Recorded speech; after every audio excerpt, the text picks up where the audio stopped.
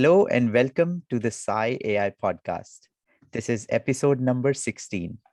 Today, my guest is a best-selling author of books written on disruptive innovation. He is a world-renowned keynote speaker, a global social media influencer, a columnist, and a futurist. Let's welcome Jim Harris onto the podcast. Hi, Jim. How are you doing? Great, Vivek. Great, fantastic. So, okay, let's go ahead and get started. So, my first question, Jim, to you is, so are self-flying cars the natural evolution of self-driving cars? If yes, then how far are we to fly in our own cars? And will we not even have to drive them because they will be self-flying and driving? Well, self-driving is a lot closer than self-flying. We just have to look at energy intensity. In North America, we only have 5% of the world's population, but we use 33% of the world's resources. So if every person on the planet used as much material and energy as we do, we need another 5 Earths to provide that much. So clearly, the lifestyle we have currently is not sustainable. So flight takes a lot more energy than driving does. So we're not going to see everybody having self-flying cars. No. In terms of the transition of the $10 trillion transportation market, electrification substantially saves energy over gas or internal combustion engines, often called ICE. So we will see the electrification of the $10 trillion transportation industry. We think about cars, but there are also trucks and vans. And so this will be a major transition, which is why Tesla is worth more than the largest 7 car companies added together today. So the market has had a tipping point now, and all the old car companies are playing catch up. They take 4 to 5 years to design and bring out a new car. That's with their existing systems, but they have entirely new supply chains to chase and create with the electrification. They have to retool their manufacturing. So I predict that half the current old car companies will not exist in 5 years' time. So we're going to see major transitions. And we're going to see next year, for instance, Norway have 100% EVs on new car purchase. We've seen a steady decline of gas-powered vehicles for sale in Norway, and it will be the first country in the world to be 100% new cars being EVs. So we are at the start of this transition globally, and Norway is leading the way. That's fantastic. Yeah. I've also heard about Norway because I am in Sweden, and in Norway, they also have these free parking spots, wherever you are close to the downtown or in the center of the city, if you have an electric vehicle, to sort of incentivize to buy more electric cars. So I think, yeah, it's a great example for the world. And I think you're right. We are going to see it, in half a decade that most of the cars gets obsolete. So what the Norway example shows is that when it's cheaper to have an EV than a gas car, the market moves. So for all cars, there is a very expensive import fee for cars, but for electric vehicles, that is waived.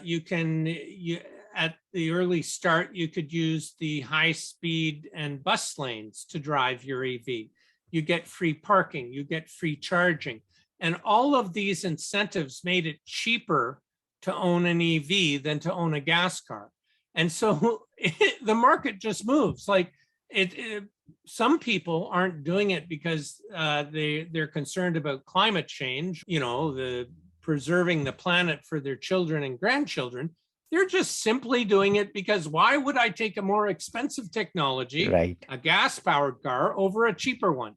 Now, EVs are currently, without incentives, more expensive to buy the capital cost than a gas-powered car. However, for maintenance, they're 70% less. For operating costs, they're 70% less.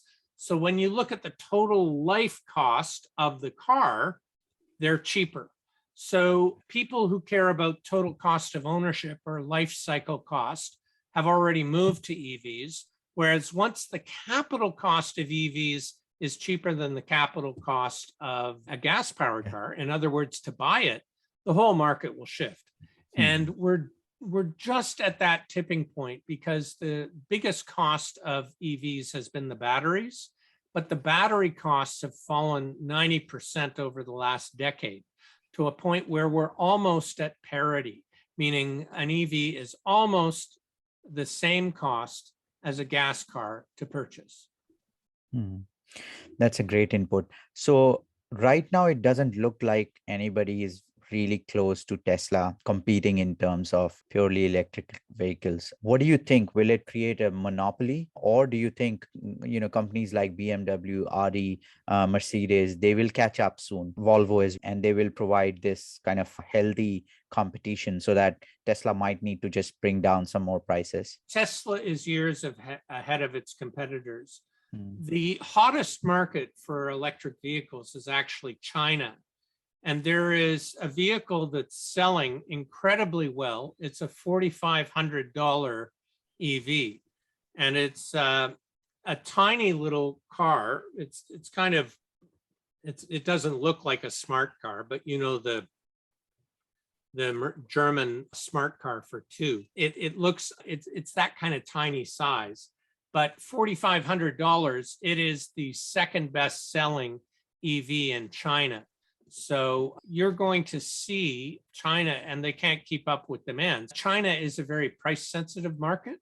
So I think you will see in India and China, the emergence of very inexpensive, like Tata in India had the Tata Nano, which was a gas-powered car, but I can see EVs in very small sizes. Electric bikes, we're selling 25 million electric bikes a year, which it's an electric vehicle, but it's very light and you can get around. So for years, I've been talking about this EV electric bike market in China. We're seeing the emergence of electric scooters in India, and huge orders that the company launching them can't even keep up with. So one of the trends we're going to see is smaller size of transportation, or call it micro-mobility. In the United States, 60% of trips are under 5 miles, okay? 60% of car trips are under 5 miles.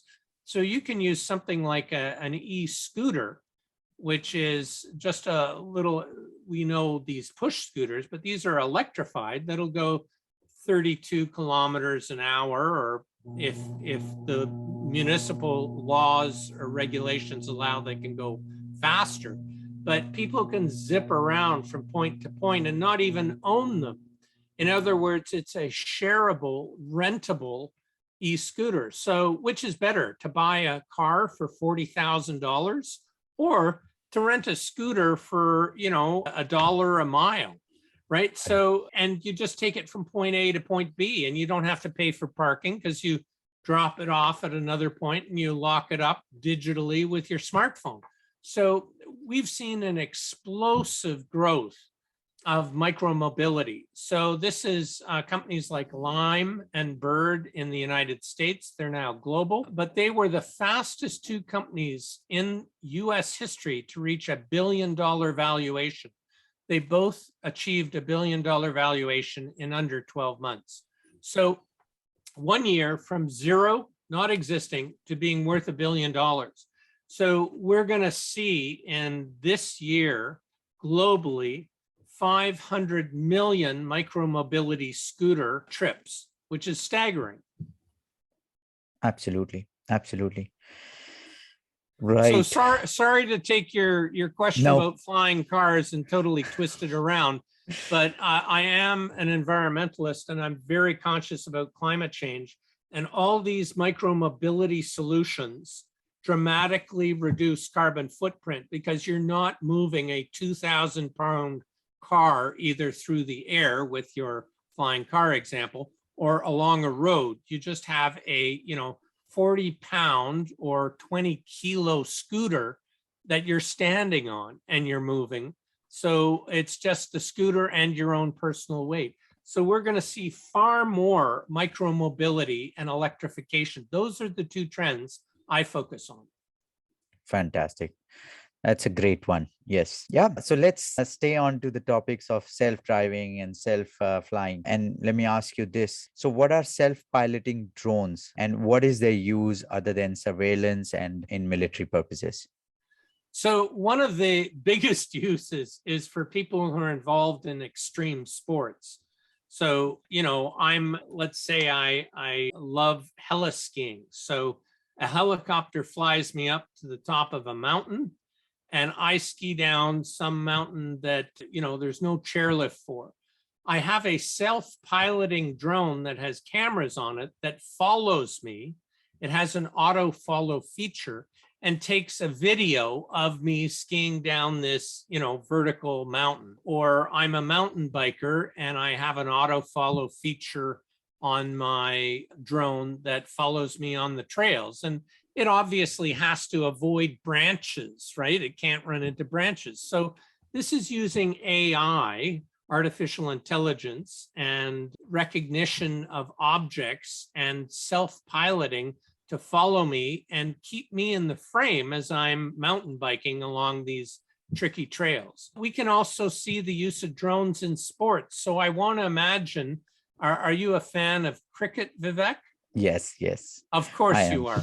So, we of course here in North America are big fans of what we call football. Football. The rest yeah. we call soccer football, but I speak both English and British. But so imagine the use of drones in sports where you have drones flying over, the cricket pitch or the football field and in different positions, so that imagine you as a viewer can all of a sudden pick which view do you want to see, because there are Right. 5 drones as well as some stationary cameras, and you can create your own sports event, like your own, like I want to see from the back of the batter how they're doing as the bowler is pitching the ball at them. So True. you could see different angles and replay replay parts of the test match in different ways. So this is very exciting. That could give user control to how they consume or see the sports event. And you could even end up having people putting together their own version, which other people would subscribe to because they're a great editor. So we're going to see the evolution, for instance, of sports around drones. Drones also have a use in, for instance, construction. So rather than have scaffolding that goes up 72 stories to inspect the undersides of the balconies, or people coming down rappelling on ropes, you just send up a drone and inspect the structural integrity of the cement of the balcony or the underside of bridges. Drones can also be used to inspect high voltage, high tension electric wires after a hailstorm or an ice storm, rather than send people up in cherry pickers or build up scaffolding and have the danger of falls or electrocution. So it can make construction sites safer as well as simpler and allow inspections to be faster and lower costs. We're also seeing drones, more than half of the world's population live in cities, and traffic can be a huge problem. But if you have a human organ transplant, you have a very tight window on getting the human organs from the donor to the recipient. And so we're now seeing drones being used in cities to take live human organs between hospitals for transplant. So drones are being used for all sorts of reasons that within 5 years, 80% of packages from UPS or FedEx or the post office, the last mile, will be delivered by an aerial or a ground-based drone. So, there'll be a postal service or a UPS or FedEx truck that'll come into the neighborhood and it'll have 5 or 10 drones, and they'll all take off and deliver packages, then come back to the truck, and the truck will move to a different, area, and they'll deliver new packages. So we're going to see all sorts of new opportunities. On average, in London, England, it takes 25 minutes to deliver a pizza because of traffic, but a Right. drone can deliver it in 6 minutes. So you want your pizza hot, Vivek. I know you do. So this is really going to change things. That's absolutely right. And when you were talking about the drones and the self-piloting drones, I'm myself an aspiring entrepreneur. Like I've started a startup here in Sweden. And then my next plan was to go into a hardware sort of, startup, which is I had this plan for a long time to create a piloting drone in which sort of like it connects to your iPhone or to your Android phone, and you just disconnect it whenever you like it's connected with a magnet, and you disconnect it and you throw it in the air and it stays with you like the drone, and then it takes whatever pictures you like or videos you like, you control it through the app or through your Yeah. phone. So I Well, had this this idea. this Yeah. this already exists, Vivek. Aha, okay. It's an autopilot selfie drone that the Mm, primary purpose of it is to take pictures of you. right. So every year I go to something called the Consumer Electronics Show in Las Vegas. I've been Hmm. going for more than 20 years, and these are tiny little drones that have a very light camera. Think about your laptop computer has a high def camera in the Yeah. top of, so these are very tiny cameras and they very light drones. So these already exist. So I would say I encourage you to pursue your dreams, but this one already exists, and maybe Exists, you right. work on some software layer Mm, that goes over top of what already exists, right. because why spend all your precious Exactly. time, life on earth, reinventing what's already been invented? How do you create something new out of build on the shoulders of others and create some enhancement? So that Yes. already exists. Right. No, that's absolutely great point. And I will definitely look into the software part of it or some other integration with that tool.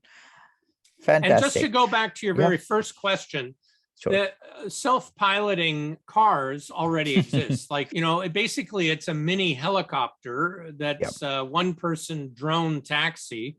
And it's, I've seen them in person, but I've not seen them operate in person, but I've seen videos of them operating in, say, Dubai, for instance.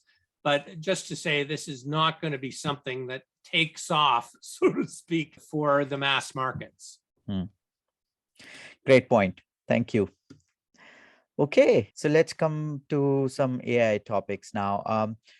Artificial intelligence ethics around building the artificial general intelligence. So what do you think, will the AGI take us over and rule us? Like I asked this question to like all my podcast guests, and in that scenario, if they take over, what will happen to people who never actually signed up for these artificial intelligent machines? They hate it, they do not want to accept it. I mean, because in the world, there are still some people who do not like smartphones, who are not gotten there. What will happen to them? So first off, AI is going to be used for very specific purposes to begin with. So for instance, autonomous vehicles use AI, artificial intelligence.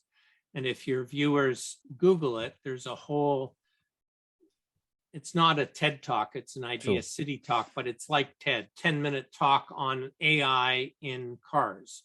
But in North America, 40,000 people are killed every year due to car accidents, and 2.5 million people are maimed. Globally, the number of people who are killed is 1.5 million. It's a staggering number of people who are killed by cars every year globally.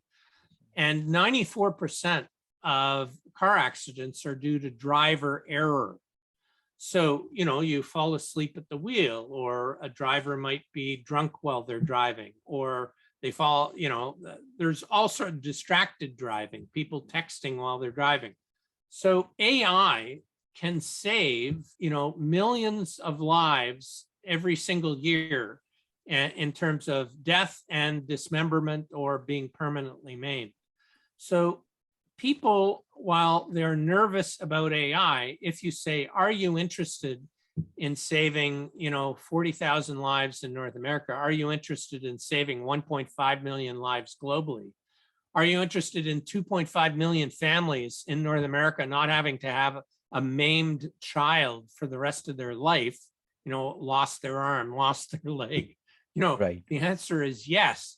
So we will accept and adopt AI in specific use cases where it helps us. For instance, AI has been used. There are many flavors of artificial intelligence. There's machine learning, there's neural networks, but neural networks were used, for instance, with credit cards to reduce fraud by 90%. So I'll give you an example. The AI, the neural net, would look at what is Jim's regular operating pattern, okay?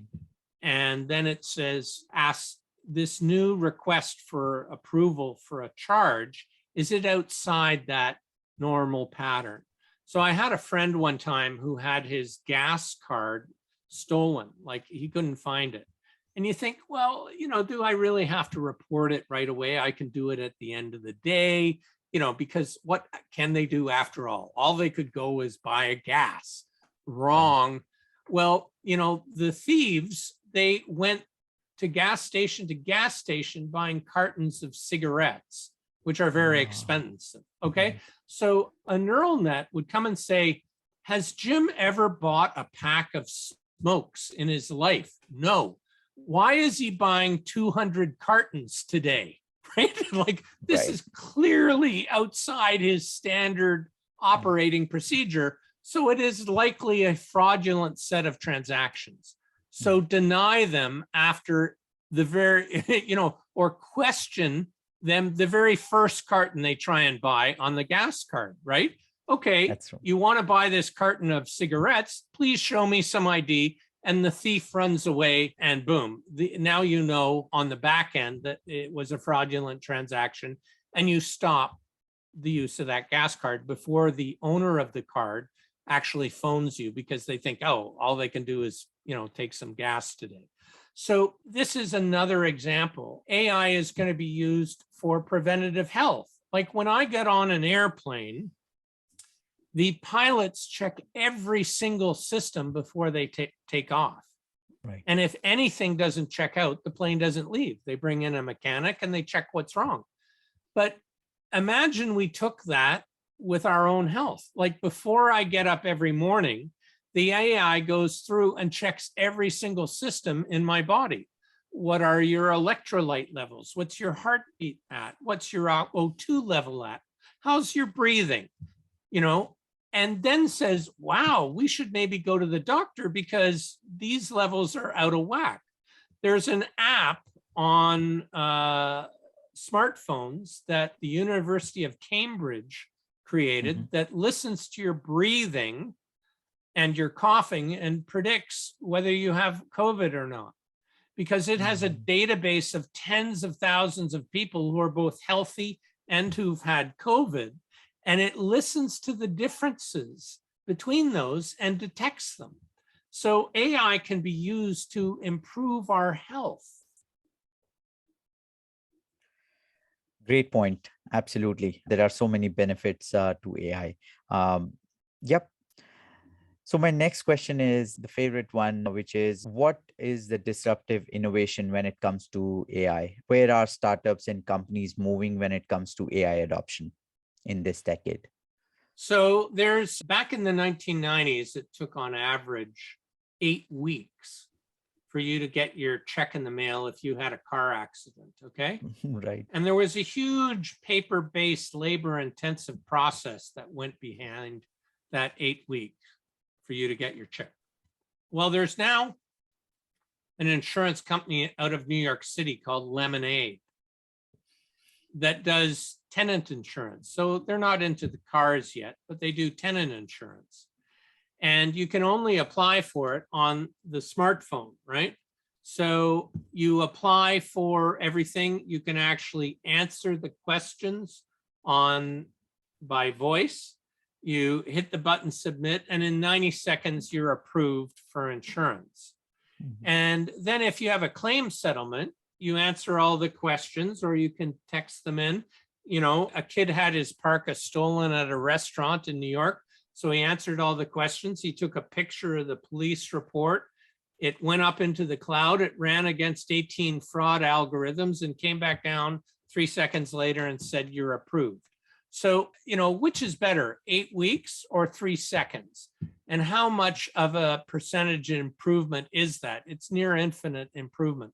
So we're going to see AI, like the fraud algorithms, in this case, used by an insurance company. And by stripping all that process out, it means they can issue insurance equal coverage for 65% less cost. So this is going to change the insurance market forever. That's fantastic. Absolutely. A lot of disruption in the insurance market and AI's adoption.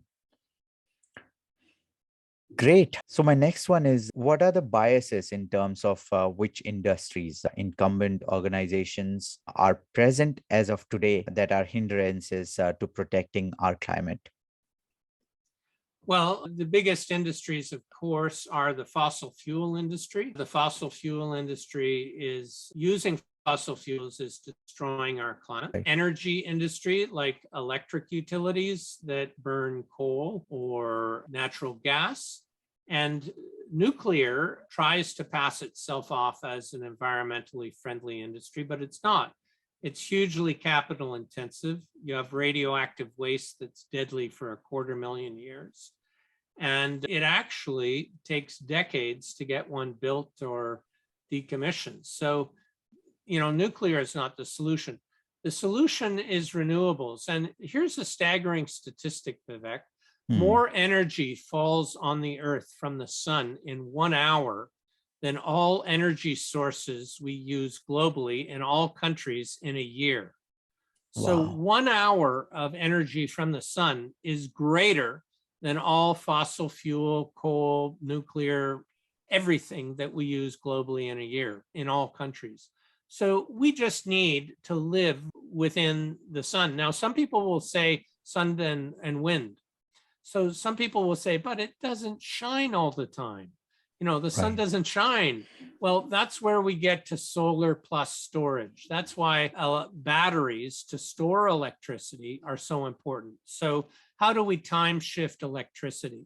And we're seeing, exponentially declining cost curves on both solar and storage technologies. So we are going to see a profound transformation in our electric grid. And when we electrify transportation, for instance, we reduce fossil fuel use. When we look at buildings, heating buildings, we can move to ground heat source pump with heat pumps to heat buildings, hugely efficient. So there are all sorts of solutions. The problem is not the technology. The problem is the political will and the vested interests. So coal companies, fossil fuel companies that want to stall progress on protecting our planet. Literally, they are trying to steal the future of our children. And Greta Thunberg is one of my heroes. I love her. We need to do far more immediately. And it's not good enough to say, we're going to be net zero by 2050. Okay, by the time the planet, we've baked it in that everything will die, we will finally do something. No, we have to act now. So these promises to act in the future are useless. We need change now. So what Norway is doing, we need to follow on a global scale far more aggressively. Absolutely correct. Absolutely wonderful. And you're right. I mean, the fossil fuel mafia doesn't actually let these political, initiatives to go forward. And without political intervention, this is not going to go solve. So I think there is this huge economy, and money related transactions from fossil fuel industry, which are causing this problem and not letting us be completely green. And if just on that, if you look Sure. at these subsidies, the fossil fuel industry gets trillions of dollars of subsidies every single Wow. year from governments globally. And when you look at the total value of subsidies, fossil fuels get 6 times the subsidies that renewables get. So renewables are getting pennies compared to the fossil fuel industry. And the whole reason to subsidize something is to help a new industry emerge. You know, the fossil fuel industry is a mature industry. It doesn't need subsidies. We at the OECD and at other bodies, international bodies, for years, countries have committed to eliminating fossil fuel subsidies, and they have not. So they're literally subsidizing the death of the planet. So with our taxpayers' money. So this is completely contrarian to an effort to protect our future for our children and our grandchildren. Absolutely right. And fossil fuel, I mean, there's a limit to it. For how long will you do it? You can do it for a generation, 2 generations, right? You can be rich because you are in that industry. But then what is after that? That it is going to one day finish, and then what? So yeah. So these fossil fuel companies use their trillions of dollars of subsidies to lobby and distort political process in our governments globally, to lobby for the continued subsidy and protection of the fossil fuel industry, as opposed to protecting the planet. So we have to stop these subsidies. We have to stop the political influence that the oil and gas and coal and nuclear and fossil fuel industries have, and really focus on our future. Yeah, absolutely right. I'm completely with you on that. Thank you. Yep. So let's come back to, an AI related question. Let us imagine for a minute that we are living under the authority of a more intelligent being in the future, maybe 100 or 150 years to 100 years from now. How would humans survive in such a scenario? Or will we be the dogs of these intelligent beings? I mean, they will treat us good, they will give us food, they'll take care of us, but we will still be under them. And like dogs, as you know, we will have no choice but to just live the way machines want us. What is your opinion in that? Well, first off, I think that's a dystopian future or a sci-fi future, which I don't subscribe to. I think we live in the garden planet of the universe. For all our space exploration, we have yet to find any other planet where there is life, let alone water and oxygen and soil to grow food on, and a beautiful ecosystem that is magic. We need to fall back in love with the earth and its ecosystems. And when you go to and get to know tribes, for instance, that live in the Amazon, in the rainforest, they live in harmony with their environment, and they see beauty and magic or spirit in everything. So they inherently respect all the animals. Our own Indigenous people in Canada, before they would kill an animal, prayed to its soul to ask for forgiveness. And then they used everything from that animal. They used the hide, they used the meat, they used the bones, the sinews, everything. In other words, you didn't just kill for sport or excessively, you killed for survival, and you recognize the beauty of the balance of everything. And we are, rather than focus on the dystopian potential future, we are not recognizing the profound gift that we have of living on the garden planet of the universe. We don't see the spirit in everything. I mean, certain Aboriginal people would see the spirit or God in everything, the wind, the sun, So how do we end up living in awe of this beauty that we are in? There's a story about two fish in the Sea of Japan, and one fish says to the other, "Hey, I've heard people talk about water. What is this water?" And the other one says, I don't know, but apparently there's this really old, wise, Buddhist fish. We should swim over and find him and ask. And so they find this old Buddhist wise fish and they say, "Oh, master fish, what is water?" And he says, "You're born into water, you breathe in water, you live your entire life in water, and you'll die in water, and you will never know water." And it's the same for us. We are born into wonder. We live amid wonder. We breathe and eat and sleep amid wonder, and we will never know wonder. We will die amid wonder, never knowing how magical it was, what we have. And so we really need to realize what is important to us in this life and on this planet. Yep, that's fantastically worded. The only reason why I'm, a little bit more cautious is because the way we are building AIs, in every nook and corner of the world today, just what if it turns out to be something else and you have nothing to go back then because you have built that sort of powerful thing. If you listen to some people like Elon Musk, he's very scared about that general AI and making it the overlord of everything.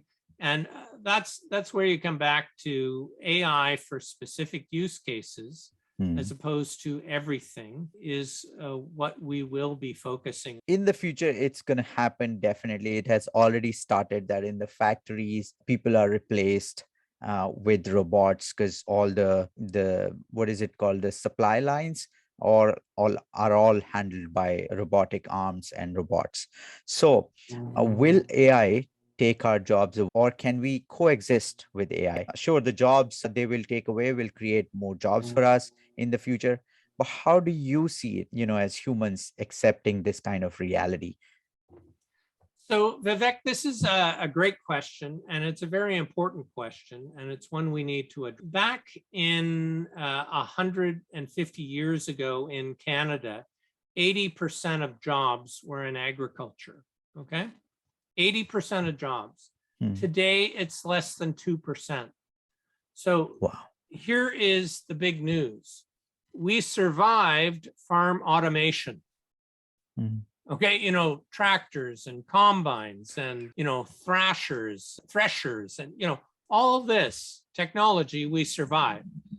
But what is certain is that jobs had to change. The nature of work changed. People had to learn new skills, and society as a whole changed. And so training and education becomes important. And so absolutely critical in transformation.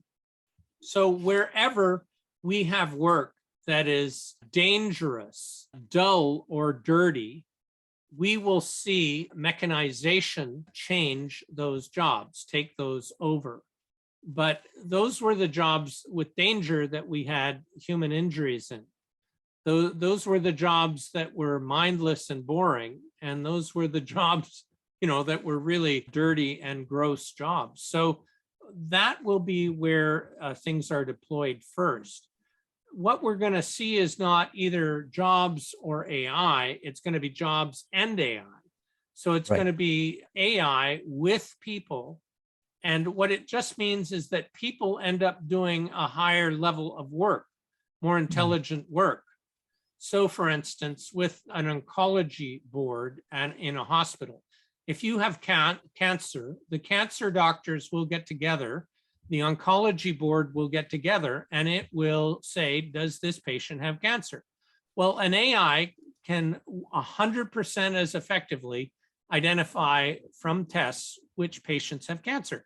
So we can redeploy all that very expensive, precious time of doctors to do research, to work empathetically with patients, to design treatments. So things that we no longer need to do if they can be done perfectly by an AI, can be done by the AI. And now we have to add more value as the people.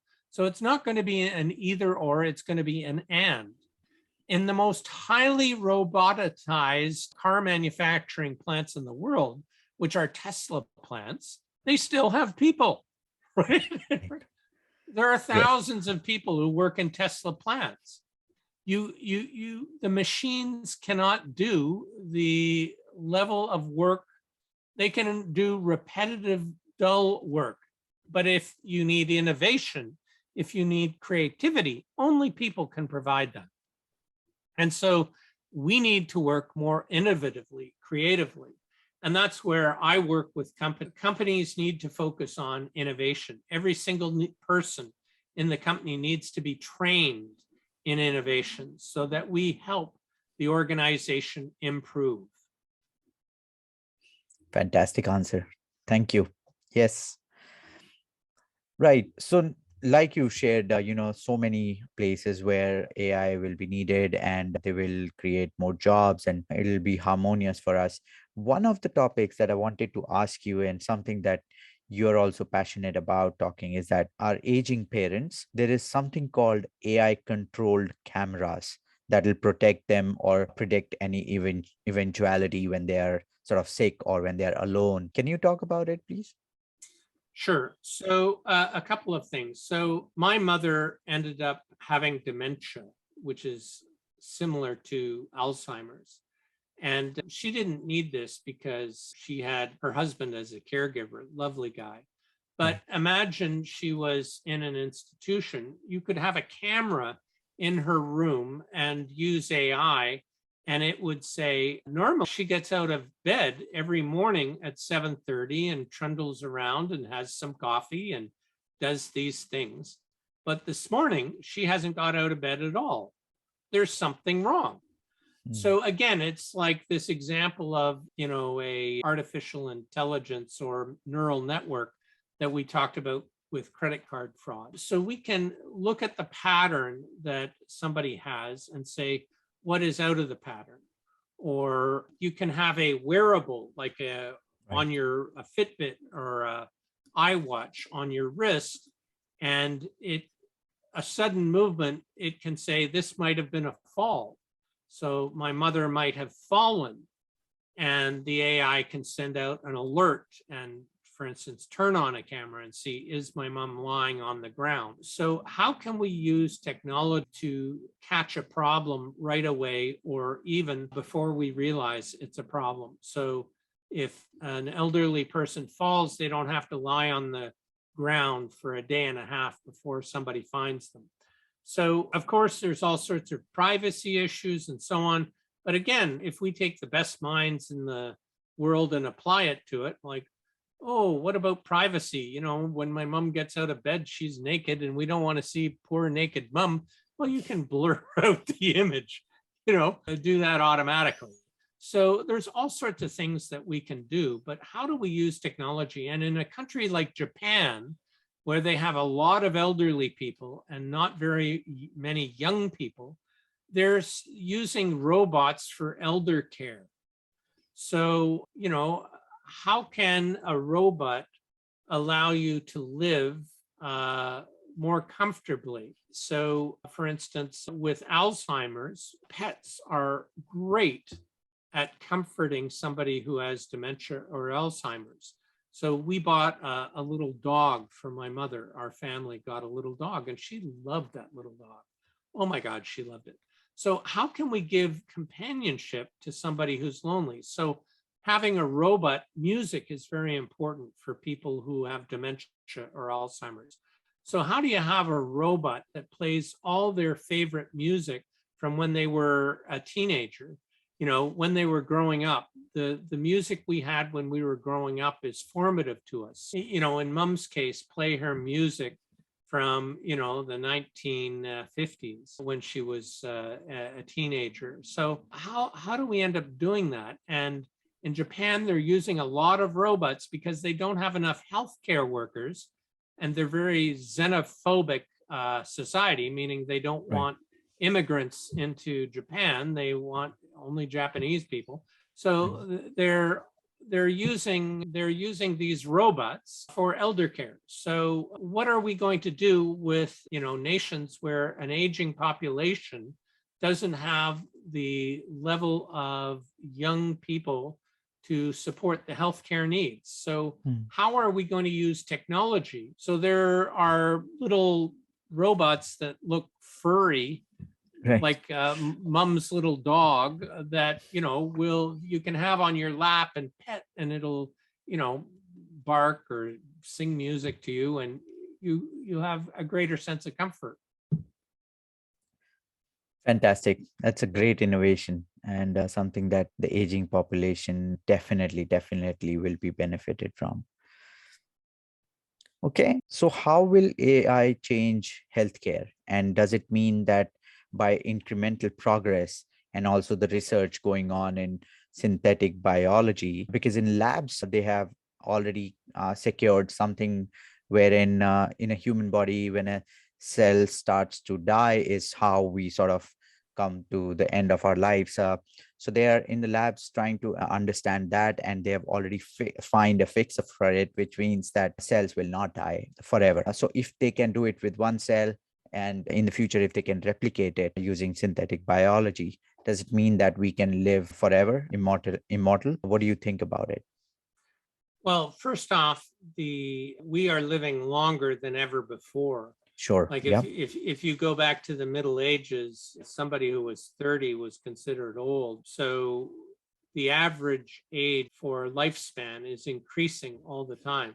So as the standard of living increases in a society, in a country, the average age will increase. So we are living longer than ever before. We will continue to live long with improvements in technology. We can now sequence the human genome. The first Right. human genome took 13 years to sequence and cost $2.7 billion. Now you can sequence the human genome in a matter of less than a day for $600. And eventually that will fall to $10. For a particular specific disease, you can check for less than $100 US, but that eventually will fall to $10. So we can know in advance of developing a disease if we have a genetic predisposition to it, and then develop a healthcare plan to prevent you from developing that disease in the first place, because it's both nature and nurture. So for instance, if I have a genetic predisposition to diabetes, through diet and exercise, reducing stress and exercise, or diet, exercise, sleep, and reducing stress, I can live a life where I never develop diabetes at all, even though I have a predisposition to it. So we can develop true healthcare. We don't have healthcare right now. We have sickness care. Like you get sick and we try and figure out how to fix it. That's not healthcare. That's reactive sickness care. Right. True healthcare would be saying, let's develop a health plan and follow it. So the biggest determinants of health are things like having a good diet, exercise, good sleep, not being exposed to contaminants from air, water, and food.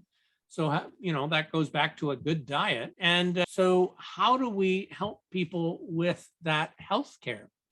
Right. Those are the biggest improvements, because we have all this knowledge in North America, and yet we have an epidemic of obesity because people are eating junk food. They're sedentary, meaning they don't exercise.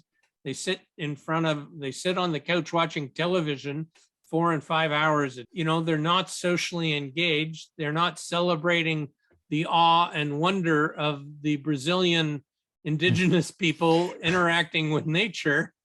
They're eating terrible food. Are we surprised that we have disease, obesity, and comorbidity of all sorts of kinds? So there are so many things that we need to do before we start engineering cells living longer. Like, why don't we start with, not eating junk food? How about having some exercise? True. All these things. How about raising the standard of living so that we don't have starvation? How about everybody on the planet having access to safe drinking water? These are 101 challenges that we need to address, as opposed to, like, before doing something very fancy, let's do the basics. Right.